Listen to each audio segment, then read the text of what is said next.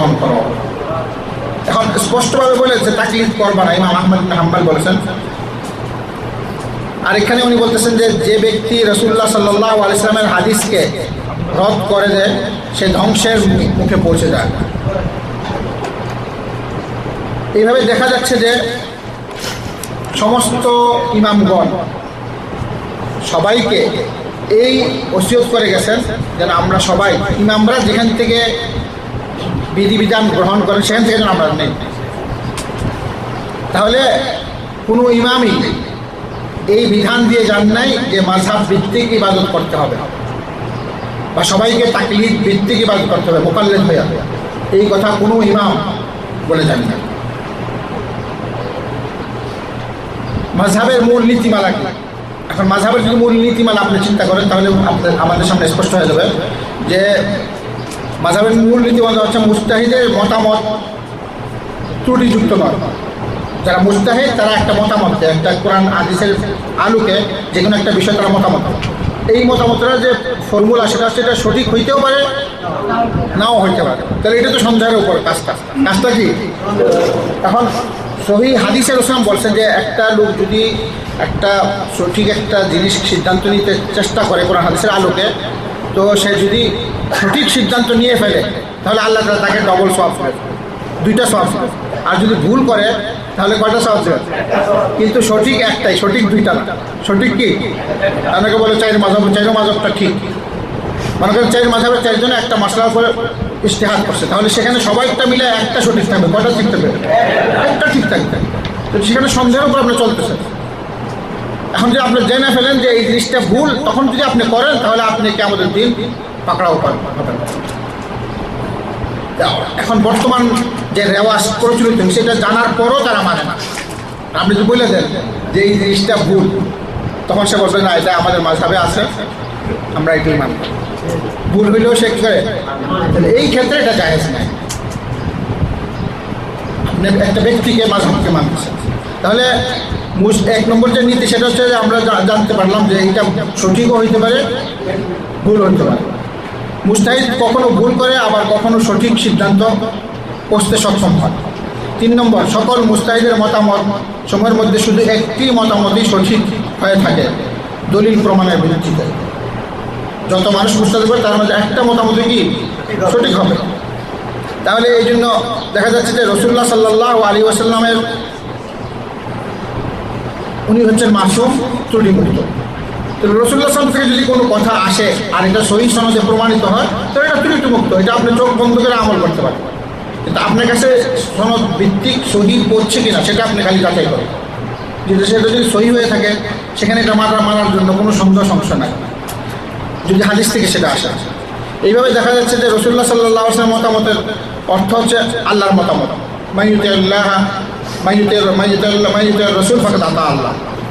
আল্লাহ রাসূলের আনুগত্য করা মানে কি? রাসূলের আনুগত্য করা। এখানে আল্লাহ রাব্বুল আলামিন এই সিদ্ধান্ত দিয়েছেন। এটা সূরা নিসার 80 নম্বর আয়াতে আল্লাহ তাআলা বলছেন। তাহলে আপনি যদি মাযহাব মানেন সন্দেহের উপর আপনি কাজ করবেন, সঠিক হইতে পারে বেঠিক। মুকাল্লিদ হয়ে যখন মানবেন তো আপনারটা সঠিক হইতেও পারে নাও হইতে পারে, সন্দেহের উপর। কিন্তু যেহেতু আল্লাহ রাব্বুল আলামিন আপনার কাছে আমার কাছে কোরআন হাদিস পৌঁছার ব্যবস্থা করে দিয়েছেন বর্তমান যুগে, সেখানে যদি আপনি সহিহ হাদিস পান, সেই সহিহ হাদিস ছেড়ে দিয়ে যদি আপনি সেই মতামত গ্রহণ করেন তাহলে আপনার পথভ্রষ্ট দলদের অন্তর্গত হবে। এই জিনিসটা খেয়াল রাখতে হবে। 5 নম্বর, মুকাল্লিদগণের মাযহাব মানার দলিল। এখন মুকাল্লিদরা যে মাযহাব মানে, আমরা যখন তাদের সাথে কথা বলেন তাদের অনেক দলিল আছে। তারা আপনাকে বলবে এই দলিল, আমরা এটা এমনি মানতেছি না, আমাদের কাছে কি আছে? দলিল আছে। তাদের দলিল, তারা বলে যে গবেষণার যোগ্য মুজতাহিদ ইমামের দায়িত্ব হলো কোরআন ও সুন্নাহর আলোকে মাসলার সমাধান পেশ করা। আর এই মাসলা তো সবাই বুঝে না। তারা বলতেছে শরীয়তের জটিল বিষয়ে কোনো সম্ভাবনা থাকলে সকল বিষয় ইমামের যে শরণাপন্ন হওয়া এটা জরুরি, ইমামের সমাধানের অনুসরণ করা। কোনো জটিল বিষয় আসলে সেটা ইমাম যে আলেম সে ইজতিহাদ করে আপনাকে সেটা কী করবে, সেটা সিদ্ধান্ত দিবে। আপনি তো বুঝতেছেন না, এই কথা তারা বলে আর কি, সাধারণ ভিত্তিতে সেটা তারা বোঝায়। এবং তার পরিপ্রেক্ষিতে যে দলিল তারা পেশ করে সেটা হচ্ছে পবিত্র কোরআন শরীফে পুরা কোরআনের মাত্র 2টা আয়াত আছে, যেই আয়াতে আল্লাহ রাব্বুল আলামিন বলছেন ফাসআলু আহলা যিকরি ইন কুনতুম লা তা'লামুন। তোমরা যদি না জানো, তোমাদের কাছে ইলম না থাকে, তাহলে আহলে যিকর, যারা কোরআন ও হাদিসের জ্ঞানী, তাদের কাছে প্রশ্ন করো। তাদের কাছে কি?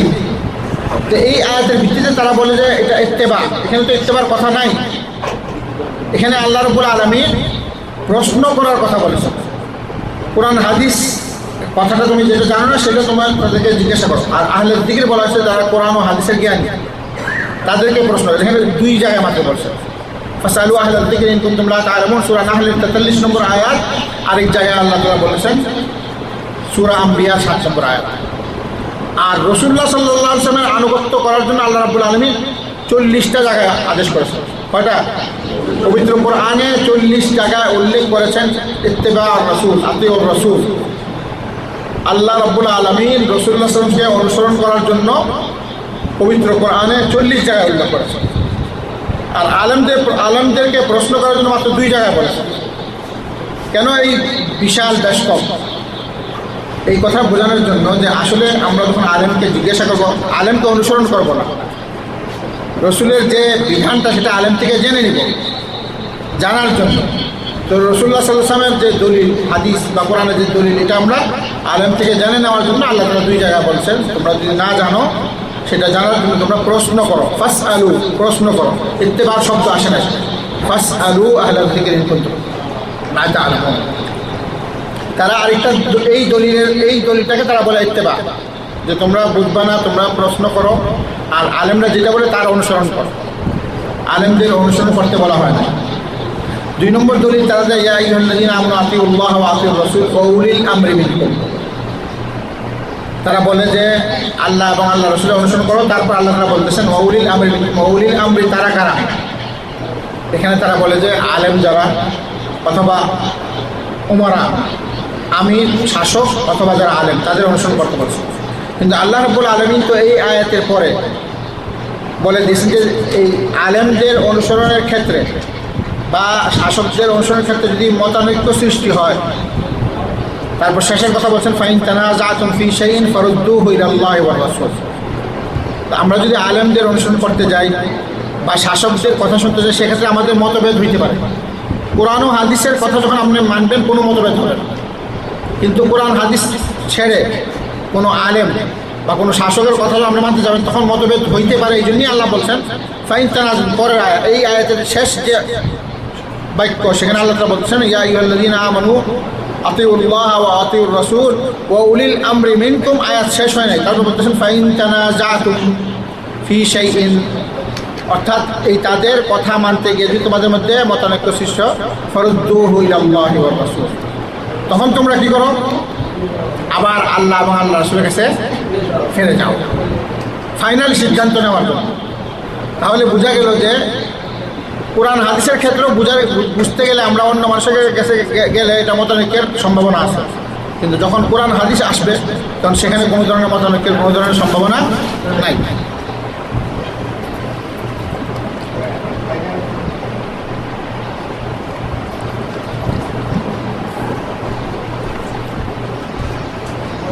তারা বলে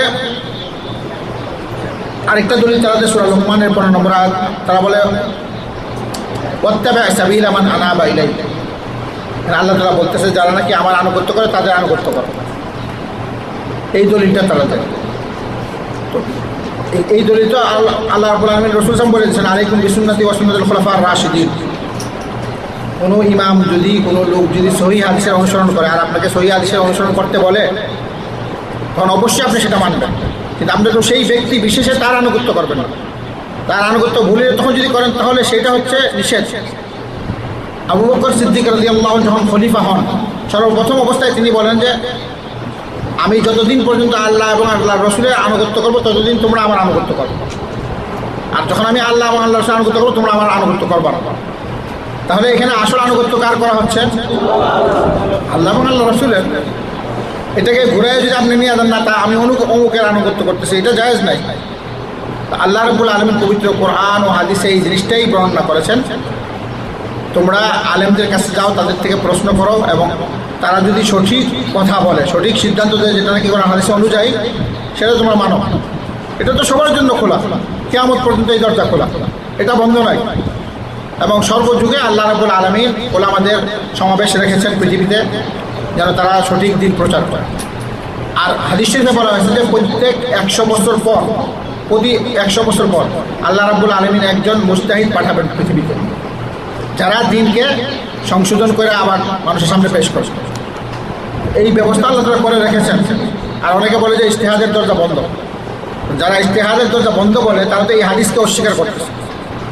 রাসূলুল্লাহ সাল্লাল্লাহু আলাইহি ওয়াসাল্লাম সহিহ হাদিসে বলছেন প্রত্যেক 100 বছর পর আল্লাহ রাব্বুল আলামিন সমাজে, প্রত্যেক সমাজে পাঠাবেন। পৃথিবীর মানুষের যেখানে প্রয়োজন, প্রত্যেক 100 বছর পর আল্লাহ রাব্বুল আলামিন পৃথিবীতে একজন সংশোধনকারী মুজাদ্দিদ পাঠাবেন, যিনি মানুষের এই আমলগুলাকে সঠিক সুষ্ঠু করে দেবেন, সংশোধন করবেন। এটা আল্লাহ রাব্বুল আলামিন দায়িত্ব নিয়েছেন। রাসূলুল্লাহ সাল্লাল্লাহু আলাইহি ওয়াসাল্লাম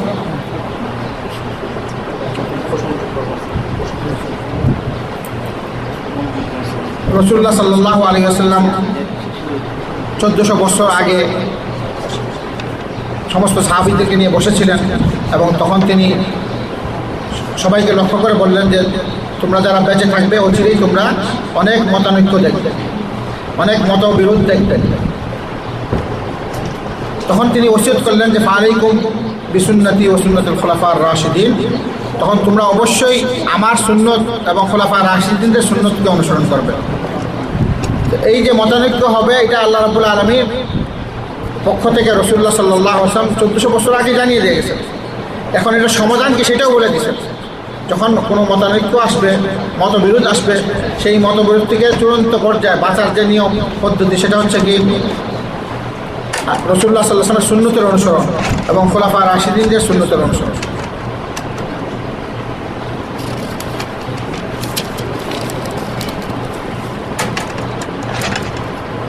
তারা যে মেইন দলিলটা দেয় তারা বলে যে আমরা অনেক কিছু বুঝি না, আর সেই দলিলও আমরা বুঝি না, এই জন্য আমরা আলেমদের কাছে জিজ্ঞাসা করি।